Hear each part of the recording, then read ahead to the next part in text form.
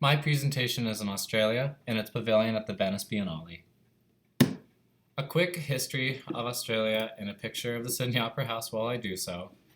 It's known as the Commonwealth of Australia, and colloquially as the Lucky Country, the Sunburnt Country, and the Land Down Under. It was settled by Britain largely in the 18th century, and a coexistence between indigenous culture, which has lingered for 50,000 years even prior to settlement, has always created tension between Australia in the urbanized world and in the native indigenous culture. So artists such as Fiona Hall pick up on this and work with that as they move about their work.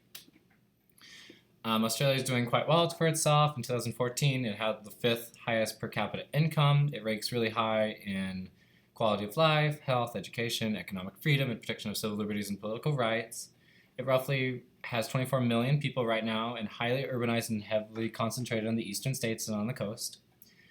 Their federal parliamentary constitutional monarchy has persisted since Federation in 1901 when they formed the Commonwealth of Australia. So they're doing pretty well for themselves, so hopefully that gives you a little bit of context. My artist, Fiona Hall, grew up in Otley, which is a suburb of Sydney, and was born there in 1953. It's close to the bushlands, as she describes it, and that is what primarily started her interest off in how nature, economic powers, and politics come into play and affect one another. So it's pretty interesting, her proximity here. So she knew she wanted to pursue art. Her mother was a scientist and really spurred her interest in nature and scientific inquiry, so she does that through her art.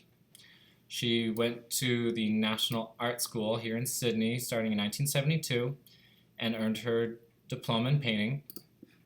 They didn't have anything photography, even though she was very interested, and so while she was there, she even had a show in 1974 of her early works at this gallery.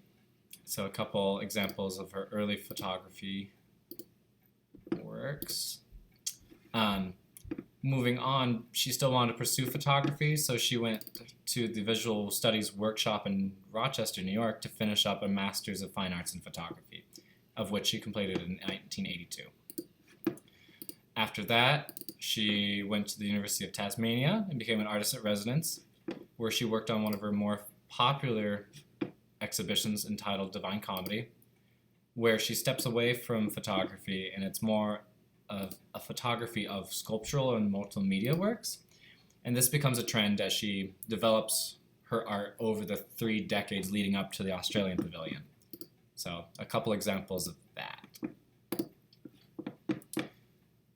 She then moves to the University of South Australia, where she becomes a lecturer in photo studies, and she's there till 1997. In 1997, she is commissioned at the National Gallery of Australia for this fern garden, which is really cool, and you can actually see it here in the middle. Renovations to the foyer make it so that now you can see the fern gallery, so she has a big presence in Australia. She's pretty well known. Her accolades since having that commission, in fact, have led her to have a artist in residence at the Phillip Institute of Technology in Preston, a creative arts fellow at the Australian National University of Canberra, artist in residence at the Mount Coot-tha Botanic Gardens in Brisbane, Asia Link Lunagoonga residency in Sri Lanka, and she was picked up by the Rosalind Exley 9 Gallery in Sydney in 2005. So moving over here,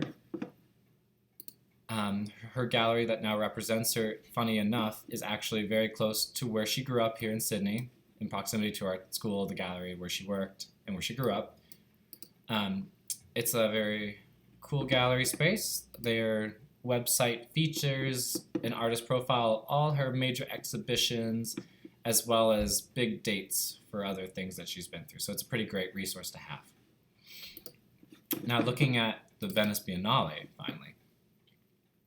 Here's an image of the new structure that Denton Corker Marshall was commissioned to do. It's been described as a white box and a black box, and these parts actually open and close, so it can be more introverted or extroverted, more light or less light, depending on what it needs. Fiona's Wrong Way Time exhibition was commissioned by Simon Mordaunt, Australia's commissioner of the 2015 56 Venice Biennale, supported by the Australia Council and created by Linda Michael.